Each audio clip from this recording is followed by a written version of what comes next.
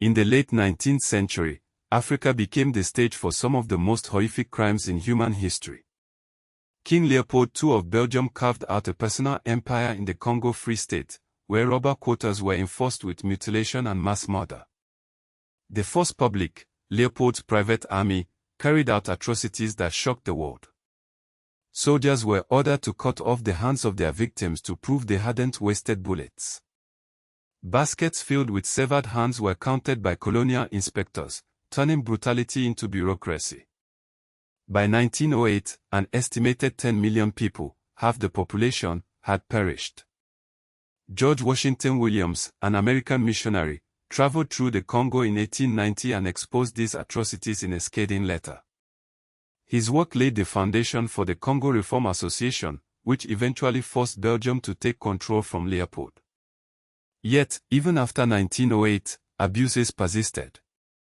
In Namibia, the German Empire committed the first genocide of the 20th century. The Herero-Nama peoples rose up against colonial rule in 1904, only to face extermination. General Lothar von Trotha issued the Vernichtungsbefehl, ordering the annihilation of every Herero. After the Battle of Waterberg, survivors were driven into the desert and left to die. Concentration camps like Shark Island became death traps, with prisoners worked to death or frozen by the ocean. By 1908, 80% of the Herero and 50% of the Nama had been exterminated. Algeria's struggle for independence from France was similarly brutal.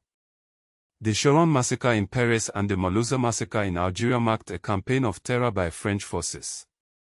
Torture methods like le baignoire, where victims were drowned and revived repeatedly, became commonplace.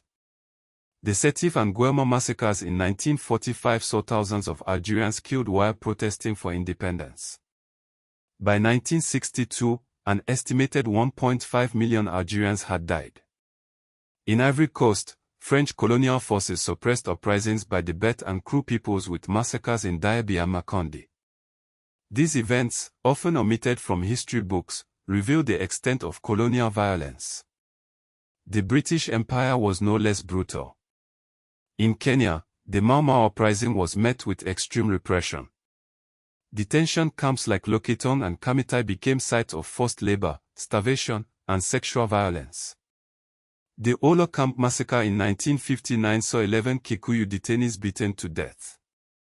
By the end of the uprising, tens of thousands had perished. Even in India, the Jallianwala Bagh massacre of 1919 remains a stark reminder of colonial brutality. General Reginald Dyer ordered troops to fire on a crowd, killing hundreds and wounding thousands. These crimes were not isolated incidents but part of a system designed to extract resources and suppress resistance. The Congo's rubber, Namibia's diamonds, Algeria's land all were taken at immense human cost. The psychological trauma inflicted by these atrocities continues to shape modern Africa. In 2021, Germany officially recognized the genocide against the Herero and Nama, pledging €1.1 billion in reparations. Though criticized, it marked a step toward acknowledgement. Belgium, too, has begun confronting its colonial past, returning the skull of Samuel Moherero to Namibia in 2022. Yet, much remains to be done. The stories of colonial crimes are not just history, they are warnings. They remind us of the horrors humans are capable of and the importance of remembering. The forgotten genocides of Africa are a testament to resilience and a call for justice.